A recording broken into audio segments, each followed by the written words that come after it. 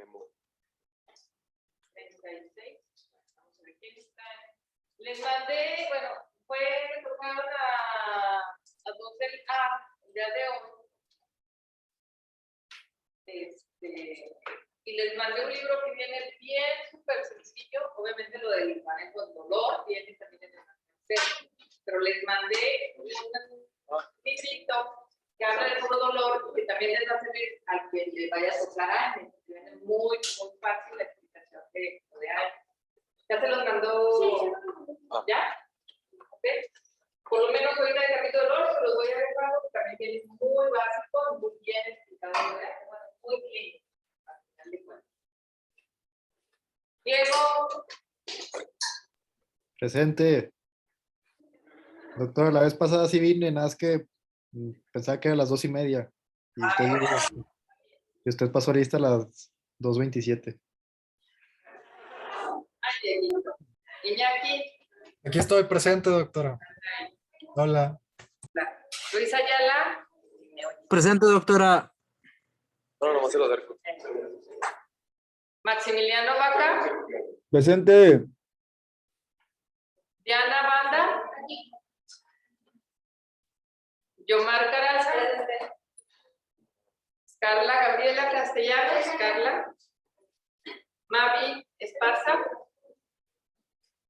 Giovanni Jesús Espinosa. Presente, doctora, aquí estoy. A ver, déjenme ver para que se le vea la cámara porque no los veo. Ah, es cierto. Aquí estoy, doctora. Ya te vi. Muy bien. Ana Cristina Flores. Ana. Presente, doctora. Casi se está conectando. Muy bien. Andrea Valeria Flores. Presente, doctora. Ok. Areli Frausto. Ana Patricia Garza. Presente, doctora. Okay. Miguel Ángel González. Presente. Mariana Hernández. Presente. No se le ve la media cara. Néstor Ibarra. Presente, doctora. Ya te vi. Ya ven cómo son. Alan Jasso. Presente. Kael Jasso. Ella no puede entrar, doctor, porque se le infectó una muela y ahorita la van a ir a checar. Roberto Loera. Malo. César Lozano. Presente, doctora. Ahí te veo. Constanza Martínez. Constanza. Anaí Mata. Kenia Medrano. Presente. ¿Ya no aparece? Kenia. Es que ábrela. Sí. A ver si se ve. A ver, habla Kenia. ¿Sí me escuchó? Queremos Sí, ya. ver. Presente, doctora.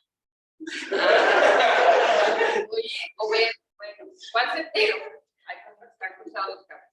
Rubén, Carlos Mijares, Daniel Mota, Aquí, doctor. Luis Ángel Orrarte, Presente, doctora. Aquí estoy en Zoom. Luis Mario Ramírez, Canelo, ¿qué pensando? Sí. Pues, yo creo que le dice Canelo, pues. Luis Eduardo Ramírez,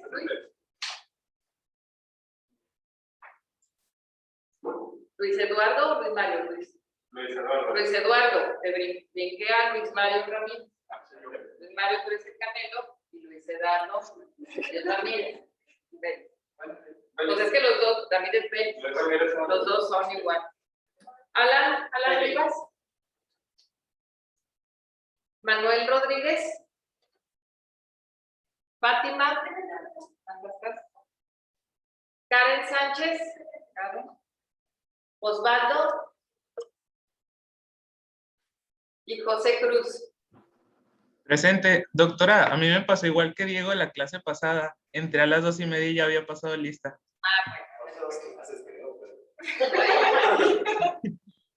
Sí, sí me dijeron. Sí los veo. ¿Está bien? Sí, Estamos gracias. ¿Es el último? No, y después de...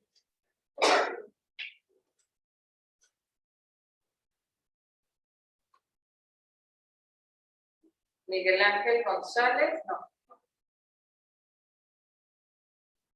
O sea, Ortiz Arrañaga, ¿no te me suena? Te brinqué. Ok. José Ángel Ortiz, muy bien. Listo, chicos. Bueno, les comentaba entonces, Carlos y Ángel, les mandé, ya se los mandó Natalia, ¿verdad? ¿Les mandó el librito? ¿Les mandó el enlace? Sí, Vale. sí llegó. ¿Sí llegó? Sí. Ok. Y ese es bien básico, muchachos, léalo. ¿Cuánto se van a llevar? Se van a llevar un poquito y es bien práctico para que vean la clasificación de dolor.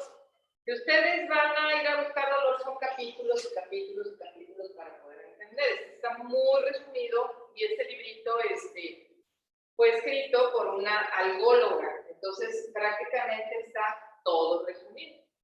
¿Sí? Y está muy didáctico también lo de los AINES. Quien vaya a dar AINES está también muy didáctico. ¿Ok? Dale leída rápida. Sí. Seguimos. Bueno, vamos a seguir con lo que es el complejo. Con el complejo mayor de histocompatibilidad.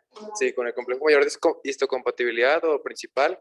Y pues prácticamente va a tener la función de mostrar fragmentos peptídicos de antígenos proteicos para su reconocimiento por linfocitos T específicos, ¿sí? Estos van a estar ligados o van a estar muy relacionados a lo que son las enfermedades inmunitarias y pues el descubrimiento de este complejo fue mediante el trasplante de órganos, ya que pues, se vio un gran porcentaje de rechazo en este tipo de cirugías. Además, estos pues van a participar en la determinación de la compatibilidad tisular entre los sujetos, por esto mismo lo del rechazo de los órganos, ¿sí?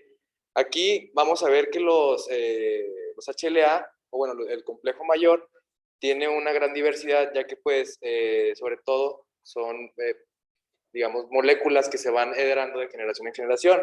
Por lo tanto, entre tantos individuos va a haber una combinación prácticamente infinita, ¿sí? También lo que les vamos a hablar más adelante en las enfermedades autoinmunes es que existen los HLA, que los humanos son las moléculas del complejo mayor de histocompatibilidad, que es conocido como antígeno leucocitario humano.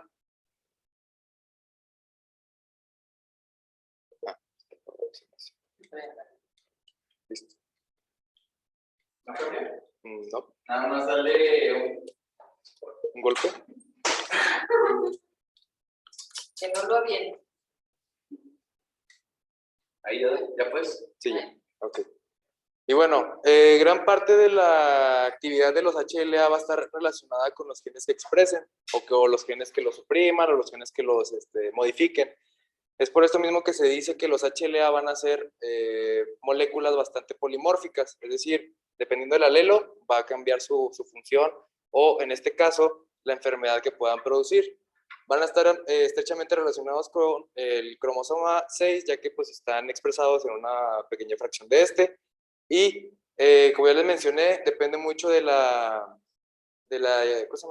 herencia, la diferencia que va a haber en todas las moléculas del HLA. Acuérdense que el HLA es heredable. Uno es de padre y otro es de madre. De acuerdo, pero ahí no sabes, y es lo de las teorías de los alelos compartidos. ¿Por qué? Porque no sabes si el grado materno que predominó, ¿okay? Igual del lado materno. Entonces, en el mestizaje, ¿qué es lo que pasa, muchachos? Podemos encontrar alelos compartidos. Por ejemplo, ¿por qué hay un incremento? ¿Se acuerdan cuando veíamos psoriasis? Más en una zona y menos en otra. Artritis reumatoide más en una zona, menos en otra. ¿De acuerdo? Pues obviamente también obedece a esta segregación genética y también pues el mestizaje. Depende de nuestra herencia o depende de nuestro antecedente que pudieran expresarse o no. Por eso cuando te preguntan que si las enfermedades autoinmunes son hereditarias, no haya de generación en generación, como la hemofilia, por ejemplo. ¿De acuerdo? Trisomías, etc. ¿De acuerdo? Esas no son heredadas, pero sí tienen una influencia genética, que es como una rueda de fortuna, te puede tocar o a lo mejor no, porque a lo mejor no heredas el alelo que tiene el riesgo, probablemente, no lo vas a heredar. ¿Sí? Por eso les digo, cuando me preguntan las mamás o los papás, o que quieren ser papás o que se quieren casar, que si su enfermedad se le va a heredar a sus hijos. ¿Se la va a heredar? No. O sea, a menos de que tenga una enfermedad totalmente heredada, que sería genética totalmente heredada. Esta sí es característica genética, pero no sabe si el alelo, el cual tiene, pueda ser heredado directamente o si lo hereda se vaya a expresar, porque hay también genes represores de los alelos. ¿De acuerdo? Si es el ligado genéticamente, pero no sabemos si se va a expresar o no, o si va a heredar el alelo o no. ¿Sí entendimos eso? Si, por ejemplo, o sea, se puede heredar como tal la enfermedad, pero si algo semejante, por ejemplo, que el padre o madre tenga una autoinmune y el hijo tenga, no sé, una necesidad tipo 1, o sea, alergias. Una atopia. Sí, no sé si pueda pasar eso. Tiene ahí una disfunción, pues obviamente ya del sistema inmune. Desde el momento que tienes atopias, ahí algo no funciona bien. ¿De acuerdo? Tienes un mayor riesgo que a lo mejor nada más que tienes una herencia, pero no es de que lo vayas a tener. Acuérdate cómo son las segregación de Cerri. ¿De acuerdo? También viene el árbol, pues es el árbol genealógico, que es abuelo, abuela, abuelo, abuela, y luego padre, madre, y entonces de ahí viene, pero se te sigues hasta arriba. No sabemos cuál es el alelo que puedas heredar, o si tienes una seguridad. Imagínate, te casas un moreno con una blanca, pues a lo mejor todos los niños son blancos, son morenos. No sabes cuál es la que va a incluir. O por ejemplo, te casas con una güera de ojos verdes, tienes güero de ojos verdes, y tienes un morenito, y tu bisabuela fue morena. Ah, caray. ¿Cierto? Así es, ¿no? Y ninguno, tú eres güero, tu esposa es güera, o tu compañera es güera, que hagas güeros de ojos de color, o bueno, con características diferentes, y a lo mejor tu bisabuelo, tu bisabuela era de ascendencia afroamericana o indígena, pues a lo mejor va a tener rasgos indígenas, no sabemos. Es al azar. No sabemos. Eso sí, sabemos que los hijos, o sea, lo que es familiar de primera y segunda línea, tienen de 3 a 4 veces más el riesgo de tener una enfermedad autoinmune, pero no necesariamente la va a tener. ¿Ok? Es como cuando tú compras un billete de lotería o una rifa. El que tú compres 98 números no te va a asegurar de que te lo vas a sacar. Mejor 99 y 16 lo sacas. También depende de factores ambientales, ¿no? Claro que sí. Si no hay nadie que lo dispare, ni siquiera te das cuenta. ¿Ok? Pero si heredaste un gen represor, no se va a expresar. Ahí lo tienes, pero nunca se va a expresar. Eso es lo fabuloso de esto. A ustedes les va a tocar llamarse esto. Imagínense qué padre que obviamente, pues bueno, sí, mientras sea el riesgo, no. Lo que sí está dirigido, por ejemplo, son los oncogenes. Ahí sí ya veo en onco. La probabilidad no es regla, pero lo van a ver en oncogenes. Pero, por ejemplo, allí sí, por todo lo que es la epigenética, recordemos que es la epigenética. ¿Qué es la epigenética? A ver, ¿qué es? Cambios en los genes de las personas desencadenados por agentes ambientales. O sea, nosotros, por ejemplo, COVID, ya lo vamos a tener cargado en nuestra genética y lo vamos a heredar. Pero no lo traíamos, o sí lo traías. No, va a ser modificado. O sea, tú lo adaptas y lo heredas. ¿De acuerdo? Sin embargo, pues al siguiente, a lo mejor es otro tipo de infección. O exposición, radiaciones solares, etcétera. Son muchos factores que pueden modificar tu genética, al final de cuentas. No todo es heredado. ¿Correcto? Entonces, son cuestiones complejas. ¿Seguimos? Ok. Otra vez. De ayer que nos comentaba que los pacientes, hay unos pacientes que han tenido COVID, que han llegado, no han presentado Enfermedades autoinmunes. podría ser que esos pacientes que estaban en este caso de COVID tuvieran un gen perdido familiar. Sí, tendrían algún factor predisponente. Por ejemplo, a lo mejor tiene una HLA de R4 o de R2, como cuando ya veamos lupus o artritis reumatoide, cuáles son los que predominan. ¿De acuerdo? O tiene alguna secuencia o tiene por ahí alguna susceptibilidad por una anormalidad en el gen PTPN22, por ejemplo. Sí, pues sí, pero tienes ahí sería, como dice Stan, el factor desencadenante que hace que se exprese o que empiece esa enfermedad. Cuando ya veamos, por ejemplo, en la inmunidad adaptativa, ¿pasa cuánto tiempo? Tienes un proceso, se enlaza mucho el proceso inflamatorio con la inmunidad innata. O sea, la inflamación aguda prácticamente que participa, la adaptativa o la innata. La innata. Pero si vuelves a tener una infección, pues obviamente ya puede, de todos modos entra la innata, pero si ya tienes memoria, es mucho más rápido o la resolución o a lo mejor una perpetuación del proceso. ¿De acuerdo? Eso hay que tenerlo muy en claro. Ok. ¿Qué pudiera pasar, por ejemplo, los pacientes que tienen artritis reumatoide o los pacientes que tienen lupus, de la noche a la mañana desarrollan los autoanticuerpos? No, hay una etapa preclínica, por lo que es la etapa inmunológica. Cuando tienes, a lo mejor en este caso, tienes una exposición a un factor desencadenante, tienes el proceso, formas autoanticuerpos, es la teoría del primer hit, que lo vamos a ver en la pérdida de tolerancia, que estamos spoileando. ¿Ok?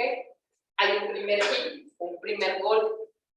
A lo mejor no se desarrolla en ese momento, no da más manifestaciones, se autolimita, pero queda ahí la memoria. ¿Y qué pasa? Vuelves a tener la exposición. ¿Y qué va a pasar? Tienes ya la formación de los autoanticuerpos y se manifiesta. ¿Ok? Y puede ser cambios hormonales, ambientales. Los cambios emocionales se han visto mucho si realmente tienen o no que ver con la inmunidad. ¿Ok? Sí. Y bueno, ahora sí vamos a pasar con lo que son las moléculas del complejo mayor de histocompatibilidad. Aquí les remarqué como las partes más importantes de lo que es, por lo menos las de la clase 1, que para empezar, estas se van a expresar en todas las células que tengan un núcleo. Aquí podría ser, por ejemplo, en las células que tienen núcleo y aparte en las plaquetas. Y estas van a estar formadas por heterodímeros que van a estar ligados tanto por una cadena pesada alfa y una microglobulina beta, que pues, es de menor tamaño. La proteína alfa va a tener 3 dominios que van a ser A1, A2 y A3. Y en el dominio A3 o alfa 3 va a unirse los linfocitos CD8 al momento de alguna infección, por ejemplo, por virus o en alguna enfermedad ya que involucre tumores, ¿sí? También es importante remarcar, pues, digamos, este sitio de hendidura por donde van a entrar los péptidos, porque hay una similitud también con las moléculas de clase 2. También lo que les mencionaba es que aquí en estas moléculas va a haber como 3 subclases de moléculas del mismo complejo que van a ser la subclase A, la subclase B y la subclase C, a diferencia de lo que va a ocurrir con las moléculas de la clase 2, ya que aquí en vez de ser digamos un dominio más simple, va a ser un dominio o subclases, perdón, de las moléculas que van a pertenecer al HLA-D, que va a ser HLA-DP, DQ y DR. Al mismo tiempo, estas también van, digamos, a unirse, pero aquí van a ser dos cadenas más pesadas, una cadena alfa y una cadena beta, cada una con 3 subdominios que van a ser pues A1, A2, A3 y lo mismo en B. Aquí, igual que lo que les mostraba en la anterior, pues van a tener una entrada por donde va a unirse lo que es el péptido del agente patógeno. Y estas moléculas van a estar relacionadas con el CD4, con los linfocitos CD4, ¿sí? Ok, tiene un sitio de hendidura, un sitio de clivaje, un sitio de unión, se le llama esas cadenas. Y cuando tenemos algún error en lo que es el frisado o lo que es la síntesis de los HLA, podemos tener anormalidades en el mismo HLA, ¿de acuerdo? Cuando veamos espondilitis anquilosante, vamos a tener muy en cuenta esto, porque va a haber un error en el frisado del HLA, en este caso de la 1, y ese HLA puede funcionar como un antígeno propio, ¿ok? Parece ser que esa normalidad puede desencadenar o puede predisponer a desarrollo de espondiloartritis. Recordar, generalmente, bueno, específicamente HLA1, especificidad mayor para CD8. HLA2, CD4. ¿Ok?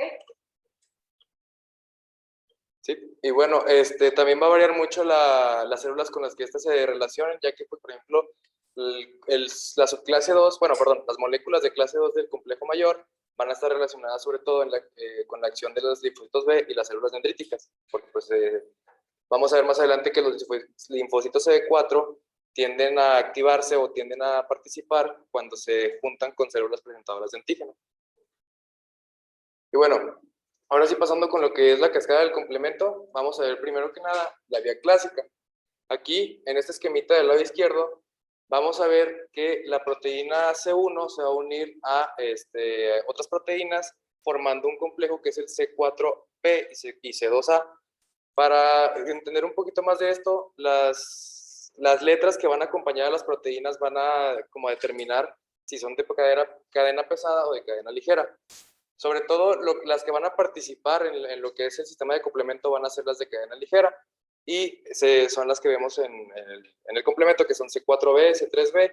Y a diferencia de las demás, C2a va a ser la de cadena ligera. Esto pues mencionaba el libro que por cuestiones históricas, pero la verdad no lo consulté.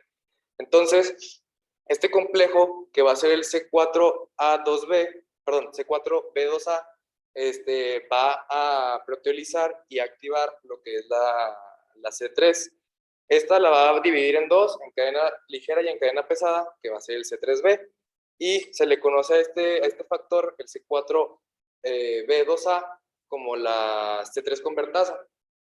Después, cuando se une la C3, que es a partir de aquí, bueno, es que en línea no van a escuchar, pero bueno, aquí a partir de este paso del esquema, vamos a ver que la C3 convertasa va a escindir o a separar lo que es C5b, bueno, C5, para formar C5b y C5a. Entonces, al momento de que se une C5b a todo este complejo, va a traer otras proteínas del complemento, que son C6, C7, 8 y 9, y así formar el MAC, que es prácticamente el complejo de ataque en la membrana, y va a permitir que, pues, al unirse al patógeno, todo esto ocurra y además, pues, comience la lisis celular por el aumento de la presión osmótica. Ahora, la vía alternativa, aquí lo que varía es que al momento de que el C3 se proteoliza o se descinde espontáneamente, va a crear lo que es el C3b, o sea, se va a quedar con esa parte de la proteína. Y a su vez se va a unir el factor B, esto mediante también la acción del factor D, que va a provocar pues la unión del C3b con el factor B. Es así que se va a formar el complejo C3b. Entonces, después de esto, digamos que este factor o esta parte del complemento va a formar otro complejo que va a ser el C3b-BB, pero esto con la unión de otras C3 que formó el mismo C3 convertasa, que es la primera porción que se unió con el factor B. Entonces, a partir de esto, va a ocurrir lo mismo o algo parecido a lo de la vía clásica. Se van a unir las demás proteínas del complemento, que son C5, y a su vez, pues, esta va a formar las demás, que son C6 a C9, ¿sí? Igual produciendo el mismo proceso con el MAC al momento de, pues, ya iniciar la lisis celular, ¿sí? Y bueno, la vía de las lectinas es prácticamente lo mismo a la vía clásica, lo único que cambia aquí es el ligando o más bien lo que va a propiciar la unión de las proteínas al antígeno, bueno, ¿cómo se llama? Al patógeno, ya que aquí va a ser una proteína que va a ser conocida como la lectina ligadora de manosa en aquellos, digamos, bacterias, virus o hongos, bueno, sobre todo bacterias que presenten este azúcar, ¿sí? Y pues ya, para finalizar con esto, los últimos pasos pues son prácticamente los que ya les mencioné, la unión de C5b y, por lo tanto, la unión de otros componentes del complemento, que son C6 a C9. Aquí pues vamos a tener 3 consecuencias del sistema de complemento. Una va a ser la formación del MAC, otra va a ser la opsonización, que a ver, ¿quién me puede decir qué es la opsonización? Levantando la mano. Sí, exacto, como que lo van a etiquetar para que al momento de que, digamos, el patógeno pase la circulación, células que cuenten con el receptor CR1, pues las encaminen a diferentes órganos y entonces ya ocurra la eliminación de ese patógeno, ¿sí? Por otro lado, va a haber puntos de control que eviten que el mismo complemento sea dañino o sea, sí, es propiamente dañino. Y puede ser, por ejemplo, con diferentes proteínas inhibidoras, que va a ser la C1 inhibidora, el C4BP y el factor I, que sobre todo pues, protegen en diferentes partes del complemento, ya sea en la unión del C5b o incluso desde que se escinde o se separa la proteína C1. ¿Sí? Hasta aquí el... Entonces, al mismo tiempo que se activa, hay un proceso contrarregulador. Uno, para que no se te escape y hagas un incremento no regulado. Y para cuando cese el proceso inflamatorio, y ahí también influyen citocinas antiinflamatorias, una de las cuales es la interleucina 10. ¿Ok? Esta es la que tiene también mucha importancia. Cuando tienes deficiencia de alguna citocina, vas a causar un problema a nivel de la homeostasis. Les comentaba, ustedes ya les va a tocar, uno, la terapia génica. Ustedes van a hacer, yo creo que sí les va a tocar, si no, ya cuando estén ya muy adultos, no les puedo decir viejitos porque el doctor Abilio se enoja si les decimos viejitos. Muy probablemente ya cuando ustedes sean ya médicos ya bien titulados, etcétera, a lo mejor en unos 20, 30 años ustedes estarán teniendo 50, 55 años. Todo esto ya está muy encaminado. A final de cuentas, lo que les comento cada año es que los seguros de gastos médicos mayores van a tener un apartado, de hecho ya están habiendo pruebas piloto para venderte tu seguro de gastos médicos de acuerdo a tu genética. Tienes riesgo, ¿ok? Los oncogenes son los que más se han demostrado. Cáncer de mama, marcador genético, ya está demostrado, ¿ok? Entonces, si tienes cierto riesgo, pues tu seguro de gastos médicos te va a costar dependiendo de. ¿Y qué puedes hacer? ¿Puedes hacer manipulación genética? Sí, pudieras hacer, porque puedes desinsertar. Al final de cuentas, secuencias de aminoácidos, secuencias proteicas en lo que es tus cromosomas, y los puedes insertar. Sí, sí se pueden insertar. ¿Cómo se insertan los priones, muchachos? Pues así, se transfieren por medio del RNA y lo incorporas a tu gen, ¿cierto? Claro, eso hacen los priones, la enfermedad de las vacas locas. ¿Y las puedes quitar? No. Hay unas enfermedades también por priones. Entonces, es bien difícil. En veterinaria lo están utilizando mucho. ¿Qué es lo que hacen? En toros, o bueno, en animales de engorda, ¿qué hacen? Hay manipulación genética y sin grasa y puro músculo. Eso ya lo han visto. ¿Sí? Manipulación genética. A ustedes muy probablemente sí ya les vaya a tocar eso. ¿Y qué otra cosa? Todas las moléculas de tratamiento con señalización sobre todo por lo que es la superfamilia o la familia de citocinas. No puedes inhibir una citocina porque una citocina puede tener un efecto proinflamatorio, pero también tiene un efecto regulador. Pero ¿cuál es la clave aquí? Puedes inhibir el receptor más que nada. ¿Sí? Puedes inhibir el receptor porque no nada más va a ser un solo receptor. Puedes tener por unas vías alternas que pudieran ser o causar la citocina otro efecto. ¿Ok? Entonces, ¿cómo le hacen en cáncer? Por ejemplo, las moléculas de blanco pequeño, ahorita todos los TINI, porque así es la nomenclatura, está en boga, que son los inhibidores, ya les platicaba ayer, los JAK sinasas, los MAP sinasas, las tirosin sinasas, las CYP sinasas, todo eso está en boga. Entonces, se van a ir muy probablemente disminuyendo. Boom fue cuando empezaron a salir los anticuerpos monoclonales. Y actualmente es más por señalización y manipulación genética. Va a llegar, muchachos, va a llegar. ¿Cómo se llegó a la vacuna de COVID en un tiempo récord? Porque ya muchos pasos, pues, están sistematizados. ¿De acuerdo? Tienes una probabilidad de saber cómo se ve todo esto. Sí. Bueno, ahora vamos a ir con lo que es la tolerancia inmunitaria, y esta va a ser conocida como un fenómeno de falla de respuesta a un antígeno inducido por la exposición de ese antígeno, ¿sí? También, mucho de lo que va a estar involucrado aquí es la autotolerancia, y les voy a platicar antes de platicar de otras enfermedades autoinmunes, cuáles son los mecanismos que mantienen esta autotolerancia, ¿sí? Que bueno, esta pues prácticamente va a ser la ausencia de respuesta a los propios antígenos del sujeto.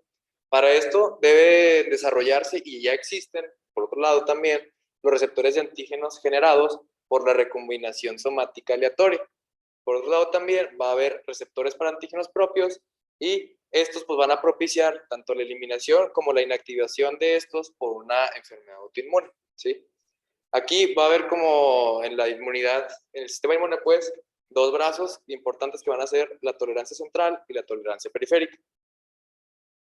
Para empezar con la tolerancia central, aquí hay digamos como dos mecanismos para propiciar este tipo de tolerancia, que el primero va a ser la selección o la eliminación negativa, que prácticamente esta se va a llevar a cabo en los linfocitos T, y se va a encargar de que al momento de que haya una producción anómala o algún cambio en los linfocitos T al momento de su maduración, pues estos se vayan destruyendo.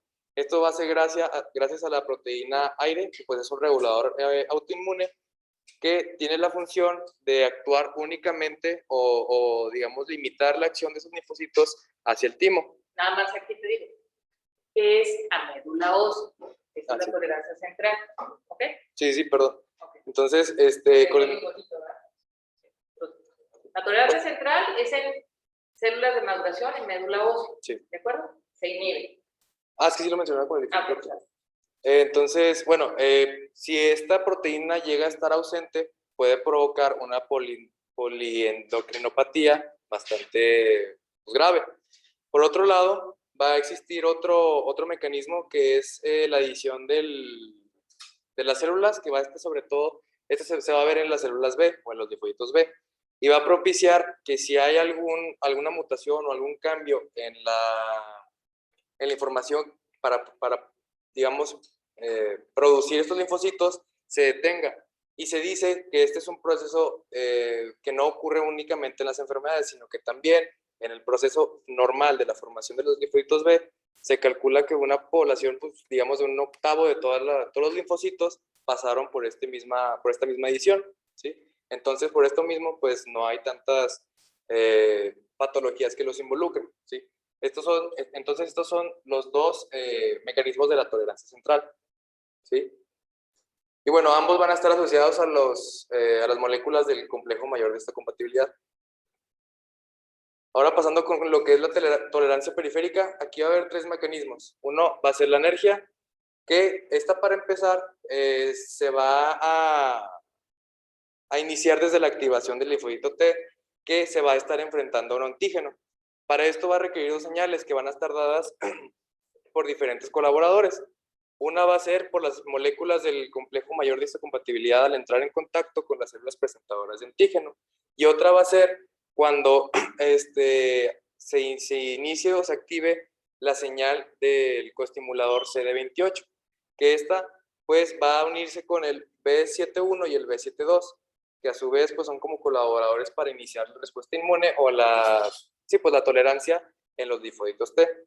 Esto va a variar dependiendo de la cantidad de B7 que haya en el sistema, y aquí es donde van a entrar otros dos inhibidores, que va a ser el CTL4A y el PD1, que estos, pues realmente el PD1 no lo mencionaba mucho, pero el CTL4 va a tener la función de que cuando haya menor cantidad de B7, va a entrar en acción y va a inhibir toda la respuesta que pueda propiciar. Ahora ese B7, B7-2 se le conoce como CD80-86, CD28, es la unión, que junto con el receptor del linfocito T, ¿de acuerdo? Nada más que el CTLA4, esta sí ya es más rígida, esta tensión, ese B7-1 es CD80-86, la conocida, ¿de acuerdo? Pero tiene que estar al mismo tiempo con el receptor del linfocito T para activar al linfocito T, ¿ok? O linfocito B, ¿de acuerdo? Por la célula dendrítica. Acuérdense que las que son siempre activadoras es la célula dendrítica. Y tiene también, por ejemplo, cuando tienes un antígeno, también es procesado de antígenos que se incorpora también por el HLA, por eso ahí entra el HLA. ¿Y qué más? Y en los receptores Toll-like. Es un complejo, entonces imagínense a la célula llena de receptores. Unos se expresan, otros no. Y la CTLA4 en características normales tiene hasta 10 veces más afinidad por el receptor para bloquear. ¿Ok? Más que el activador. ¿Sí? Cuando se nos descompone esta vía de bloqueo o cuando tienes una sobreexpresión de activación, y ese es el problema. La regulación no viene. Sí, de hecho mencionaba el libro también que esta misma vía de inhibición del CTLA4, salud, y del PD1 la utilizan algunos tumores. Por lo mismo a veces estas... Ahí se escapa la tolerancia. Ahí es. Y es el fenómeno, digamos, de escape de inmunidad para desarrollo de tumores o de neoplasia. ¿Ok? Participa también la inmunidad, participa también la inmunidad en la generación de neoplasia. ¿Ok? Bueno, ahora pasando con un poquito de lo que es también otra parte de la tolerancia periférica, aquí vamos a ver la acción de otro método de tolerancia que va a estar relacionado con los linfocitos T reguladores. Estos se van a desarrollar, ya vimos en lo que es el timo, y van a presentar, digamos, proteínas colaboradoras que van a ser el CD25, o en el caso de los linfocitos B también va a estar involucrada la interleucina 2, que bueno, esta, como ya también vimos, es un proliferativo para los linfocitos T reguladores o CD4. Esta, si se ve cambiada o hay una anomalía, pues va a propiciar el aumento de estas células o lo puede incluso disminuir dependiendo de cuál sea la alteración. Aquí también entra otro factor que es el FOXP3, que este va a ser importante ya que va a estar relacionado en diferentes estudios con ratas y en humanos con el IPEX3, que es una enfermedad endocrina relacionada hacia lo que es el cromosoma X, ¿sí? También presentaba, creo que era una polindocrinopatía y enfermedad intestinal. Aquí esto es importante porque pues determina digamos, el cambio en la tolerancia y por lo tanto el daño tan grave que puede propiciar las mutaciones en este tipo de colaboradores o factores de transcripción, ¿sí? También se vio una estrecha relación en lo que es el CD25 en la formación o en la presencia de lo que es la esclerosis múltiple, ¿sí? Y y bueno, el tercer paso de lo que es la tolerancia periférica va a ser la eliminación por apoptosis. Esta pues prácticamente va a ser un proceso en el que los linfocitos T van a reconocer antígenos propios y aquí van a expresar un miembro proapoptósico de la familia BSL que va a tener el nombre de BIM. Aquí se suprimen otros dos que son el BSL2 y el BSLX pues para evitar que se cancele la apoptosis. Y entonces a partir de aquí se va a hacer uso de lo que es el FAS CD. Me acordé cuando oímos eso en el hospital cuando estamos pasando de digital. Eso falleció así. Sí, sí, gritan los pacientes. Seguimos, Sí, perdón. sí, no Sigamos recuerdo. con el ligando de FAS, que es muy importante, sobre todo para la generación de apoptosis normal.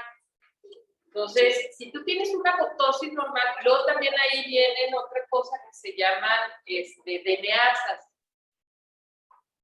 Sí, ahorita ya lo puedo explicar. Ah, sí.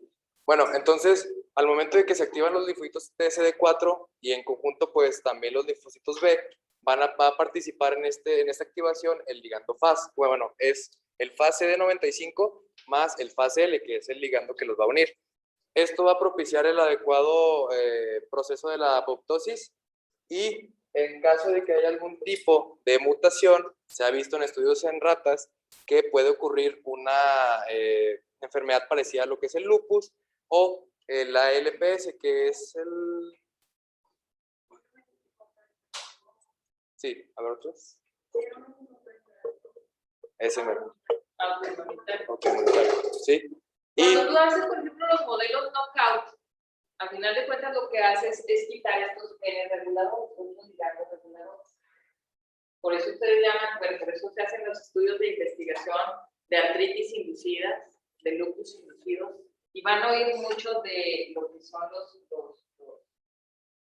ratones, o bueno, lo que es la población knockout.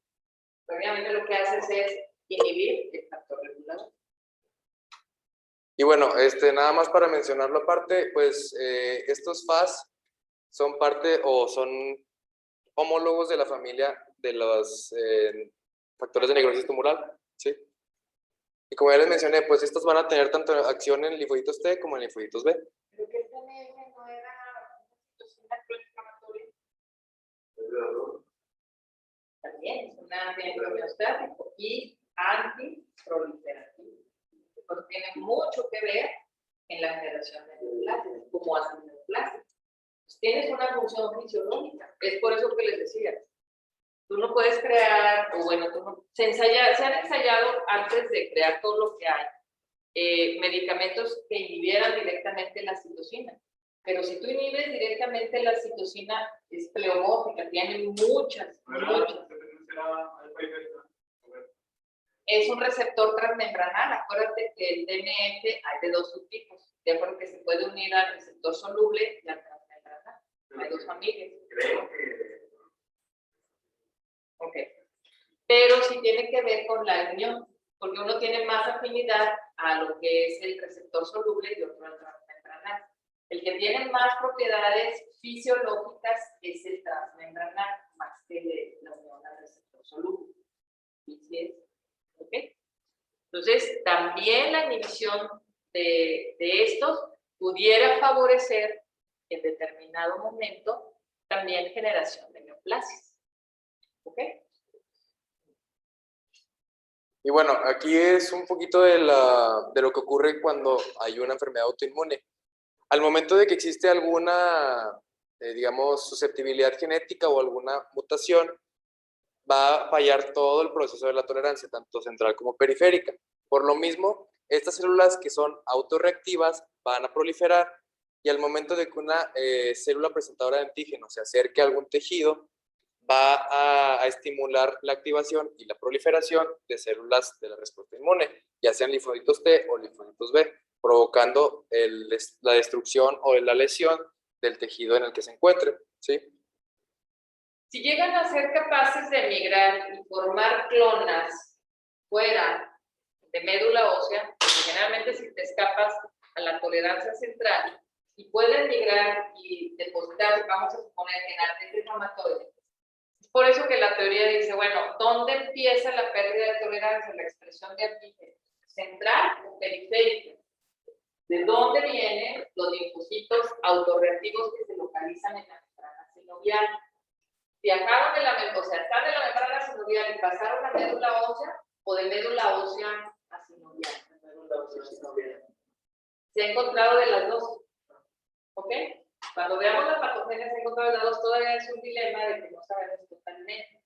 Pero lo que sí sabemos es que cuando ya en la sinovial se establecen clonas organizadas de linfocitos B y T autoreactivos, ¡pum! Sigue ya la enfermedad. Cuando todavía no se genera, que está todavía en médula ósea, es por eso de que los fenómenos o las manifestaciones muy tempranas, cuando estás en una etapa de que nosotros le llamamos preclínica, que sería ideal encontrar a todos los pacientes en una etapa preclínica porque pudieras, uno, se podría resetear el sistema inmune, va a ser muy poco posible, pero lo que sí puedes hacer es retrasar que inicie la enfermedad. Es lo único que puedes hacer, no lo puedes quitar, pero sí puedes retrasar mucho tiempo más. Pero antes de que se establezcan ya como tal las clonas autorreactivas en el órgano afectado. Se pudiera hacer, pero fíjate que ese es el principio de trasplante de células madre. ¿De acuerdo? Pero tendrías que hacer primero una ablación. Si haces una plasmaféresis selectiva, no puedes. Es muy difícil hacer una plasmaféresis selectiva. ¿De acuerdo? Tendrías que tener un marcador muy selectivo. No ha sido posible. Sí, esa es una de las cosas. De hecho, la plasmaféresis es un principio de tratamiento de enfermedades autoinmunes. Cuando tienes una gran cantidad, pero de autoanticuerpos y de linfocitos de autorreactivos. ¿Ok? Pero es el principio de tratamiento. No se ha podido, digamos, como que eliminar. Aquí lo que hace, por ejemplo, el verdadero trasplante de células madres en pacientes que ya han fallado a todo. Dice, ya no sé qué hacer con este paciente porque falló a todos los medicamentos. El verdadero trasplante, la verdadera aplicación de la célula madre, fundes todo esto, fundes la médula ósea. ¿Cómo se funde? Con quimio, la quemas. ¿De acuerdo? Entonces, aquellos que te digan, le pusieron células madre, ok, lo hospitalizaron, pusieron quimios, todo. Ay, no, es que fui para que me las pusieran. ¿Ustedes creen que eso es células madre? Una chantaje, ¿no? El verdadero trasplante o de lo que es de células madre, tendrías primero que barrer todo eso, todos los receptores, ¿ok? Todas las clonas de linfocitos T, reactivos y autorreactivos. Es como si fueras a hacer una tolerancia central nuevamente. ¿Y es lo que hace? En el macho acuérdense qué es lo que haces. ¿Cómo dejas al paciente? 0. Leucos, 0. Hematólogo, es lo que haces, ¿no? ¿Cómo tienes que hacer un trasplante de médula ósea? 0. 0 leucos. ¿Para qué? Para que obviamente sería como si fueras a hacer una tolerancia. Pero va a recaer en lo mismo, ¿no? Va a recaer en lo mismo. Pudiera ser, no pasa, o sea, es muy difícil, porque quedan remanentes, claro que sí. Pero me refiero porque es una susceptibilidad genética, ¿no? Y eso puede ya lo decir, podemos pero ver. si ya no expones al sujeto a esa susceptibilidad, pudiera ser. Es como si fueras un reseteo.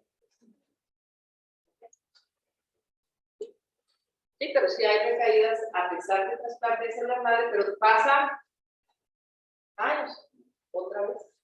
¿Ok? Y de hecho, cuando ya se quitó toda la médula, y porque habría recaídas y Precisamente por los marcadores genéticos. ¿Ok? Acuérdate que el marcador genético es el que codifica para los receptores celulares. A final de cuentas, no la quemas todas, o sea, quedan remanentes. Quedan órganos linfoides fuera de médula. ¿Sí? En la etapa adulta, ¿cuáles son nuestros órganos linfoides remanentes? En la infancia tenemos en donde quiera, hasta los 14, 15 años, que ya el timo deja de funcionar. ¿Ok? La tolerancia periférica en las primeras etapas de la vida mayormente se da a nivel del timo. ¿Ok? Ya después, ya nosotros ya no tenemos timo. ¿Qué es lo que pasa? ¿Cuáles son nuestros órganos linfoides donde podemos tener este efecto? En ganglios, en el sistema linfático, muchachos. No hay de otro. ¿Ok? Sistema linfático y ¿dónde más? Donde haya células presentadoras de antígenos. ¿Dónde? Pulmón, placas de Peyer, demás células a nivel de piel, ¿ok? Esos son nuestros órganos y el vaso, hígado y vaso, ¿ok? Por ejemplo, se hace ese receptor completo en el médula ósea y luego se hace la plasmaferesis. Pero ahí la recaída es más intensa. No, ya definitivamente se supone que ya con esto, y luego aparte le das inmunosupresión, o sea, tienes que seguir dando inmunosupresión. Pero el riesgo de mortalidad es muy alto, ¿ok? Puedes tener infección micótica porque utilizas esteroides a dosis altas, puedes tener infección por citomegalovirus, que es lo más grave, puedes tener otro tipo de infecciones supositorias. O sea, realmente el riesgo cuando haces un trasplante de médula ósea es la infección, porque al paciente lo tienes que mantener en supresión hasta que puedas poner la médula ósea. ¿Okay? Entonces, sí es un proceso complejo. La doctora Mayra ya no les mató. Mayra López ya no les dio. Pues ella es de las que ha hecho, es de las primeras que ha hecho un trasplante de médula ósea. Muy complejo. ¿Okay? Pero es muy fácil. Después de que le ponen a hacer la madre, ¿qué tanto tiempo les ayuda para que vuelva a recaído? Han recaído, ahí tendríamos que ver los anales en ellos, ¿ok? Porque donde se ha practicado más el trasplante de células madre es precisamente en leucemia, niños, es donde más aplicación tiene el trasplante de médula ósea. Por ejemplo, en reumatología se hacen en lupus graves que no te responden a nada y en esclerosis sistémica progresiva, en esclerodermia. Pero son pacientes que ya no tienes más opción de hacerlo y son como terapias de rescate. No ha habido resultados. Realmente la mortalidad con trasplante de células madre es con una alta mortalidad por las complicaciones que vas a tener. Bueno, por lo menos en reumatología. Es algo de un recurso que es útil. ¿De acuerdo? En otras patologías, pero por ejemplo como en leucemia, pues cada vez tienen mejor éxito. ¿Por qué? Porque se ha sistematizado y se ha entendido más este proceso. ¿Ok? Las recaídas de ahí no sé, tendríamos que revisar metaanálisis, al análisis Cochrane, por ejemplo, que es la revisión de todos los metaanálisis, a final de cuentas, para ver después del trasplante qué incidencia tienes tú de una recidiva. La verdad no te sabría contestar, que no es mi ámbito, ahí por eso les digo, con los hematólogos, cuando llevaron hemato, ¿qué les dicen? ¿Qué les dijeron? ¿No se acuerdan? Bueno, lo leemos. Podemos dejarlo como lectura. Vamos a investigar. ¿Ok? Vale. Y esto también tiene que ver con lo que dijo ayer, ¿no? De los órganos como privilegio inmune, que dan los testículos, los ojos, sí, etc. Acuérdense que hay órganos que están ocultos al sistema inmune. ¿Ok? De hecho, órganos como tal, como por ejemplo el testículo, el ojo, exactamente, porque está alejado, porque la circulación es muy diferente, y la glándula tiroides. ¿Ok?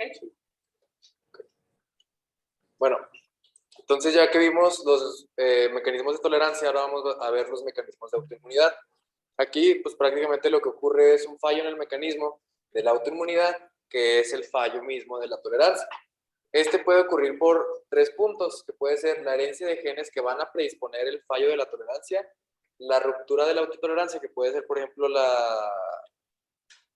¿cómo se llama? Bueno, la ruptura de los mecanismos de la tolerancia y los desencadenantes ambientales, que son tanto las infecciones como el mismo daño tisular. ¿Sí? Aquí va a haber como 3 pasos importantes o 3 variantes en lo que es el mecanismo de la autoinmunidad, que puede ser tanto una disminución de la tolerancia como una regulación defectuosa de la misma, y esta va a estar propiciada por fracaso en los mecanismos de la tolerancia o de la autotolerancia. ¿Sí? También puede estar la muestra anómala de antígenos propios, que esta pues va a ser tanto una sobreexpresión como sobre todo una sobreexpresión de los antígenos propios o cambios en lo que son las enzimas y aumento en el estrés, propiciando la activación o la presencia de los epítopos.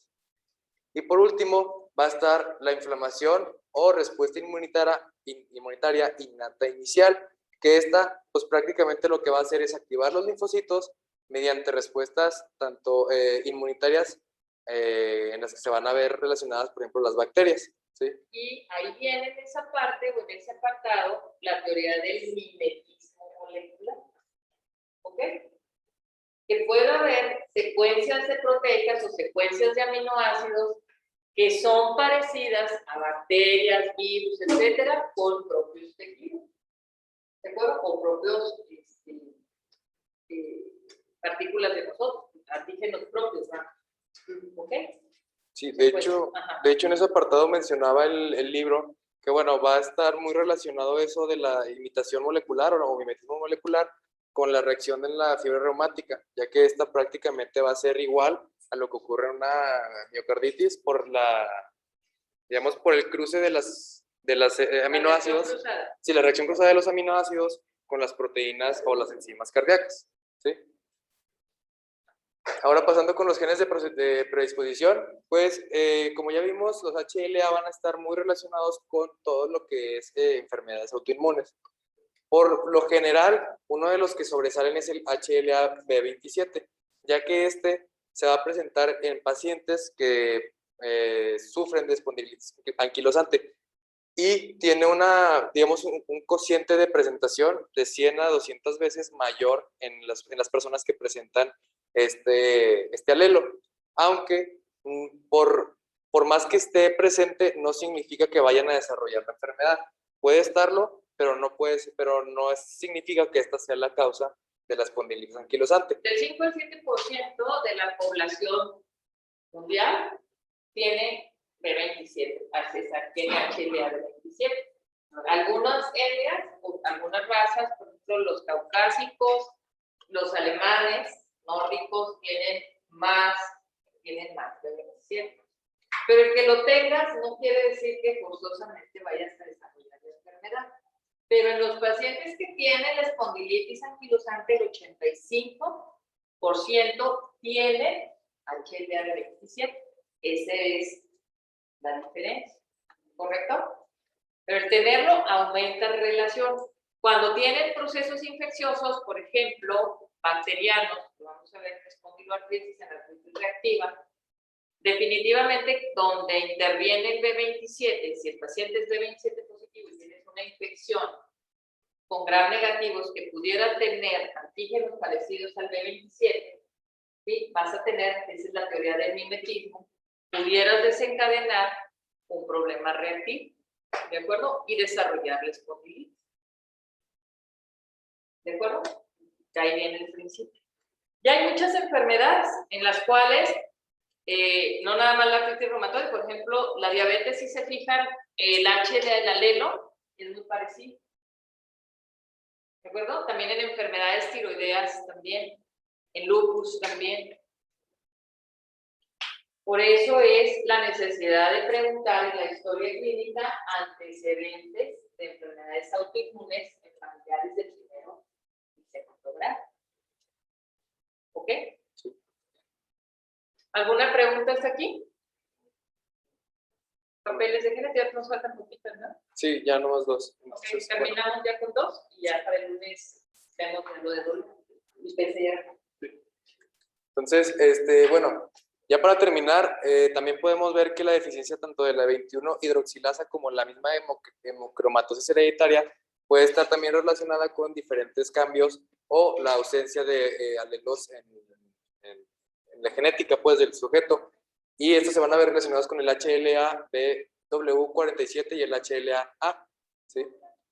Por otro lado, va a haber otros papeles que van a predisponer a diferentes enfermedades o a diferentes mutaciones. Bueno, más bien las mutaciones van a predisponer a estas enfermedades, que son los polimorfismos del PN22, el NOT2, y era la interleucina 2, ya que estas pues, se van a ver ampliamente relacionadas con la respuesta inmune. Si recordamos, el NOT2 pues, es lo que le da a los receptores tipo NOT su nombre. También aquí es importante el polimorfismo del PTPN22, ya que esta pues, se encarga de, digamos, procesar algunas proteínas que pueden influir en el desarrollo y en las señales que van a emitirse para los linfocitos y pues la acción que estos van a tener, ¿sí? Y bueno, de acuerdo. Y bueno, esto es lo que les mencionaba anteriormente, que va a haber como dos tipos de mecanismo para, digamos, la autoinmunidad en las enfermedades. El primero va a ser como la reacción cruzada que les mencionaba, que se va a asemejar a la enfermedad bacteriana que produce una fiebre reumática, ¿sí? Esto por lo tanto, el cruce de los aminoácidos con las proteínas cardíacas que van a producir, pues, la fiebre estreptocócica, bueno, digamos, el mismo proceso de la miocarditis. Y por otro lado, van a estar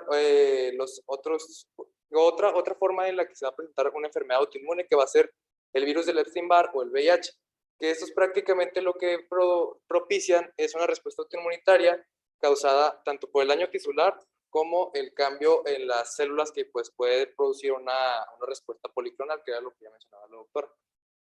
Y ya. Por eso en la artritis reumatoide se pensaba que el haber tenido infección por citomegalovirus o por Epstein-Barr pudiera estar relacionado ahora el factor desencadenante, pero no, ya sabemos que es por activación, digamos, es como un cruce o un mimetismo molecular, pero en otra sede que tiene susceptibilidad. ¿De acuerdo? Otra teoría más reciente que se ha estudiado mucho más es el problema de la metilación del DNA. Cuando tienes apoptosis o que tienes destrucción celular con exposición de no en muerte celular programada, y tienes problemas en las DNAsas y en la metilación del DNA, que eso involucra la epigenética, también favorece que antígenos nucleares pudieran estar expuestos, desencadenando un fenómeno de autoinmunidad. ¿De acuerdo? Exponen las histonas, ¿sí? Acuérdate que ¿dónde está el DNA? Las histonas. ¿De acuerdo? Eso ya lo vimos, por ejemplo, en la formación de los autoanticuerpos. ¿De acuerdo? Cuando vimos anticuerpos antinucleares, ¿sí? Que también había anticuerpos antinucleosomas. ¿Sí? También si tienes un defecto ahí en ese nivel, son varios niveles. Pero hay que entender que todo está ligado. ¿Alguna pregunta, chicos? Muy bien, los que están en línea, ¿ya están dormidos? No, doctora. ¿Cómo Que no, doctora, aquí seguimos. Oye, Al- Aquí estamos. Gritamos para que escuchen, si quieren.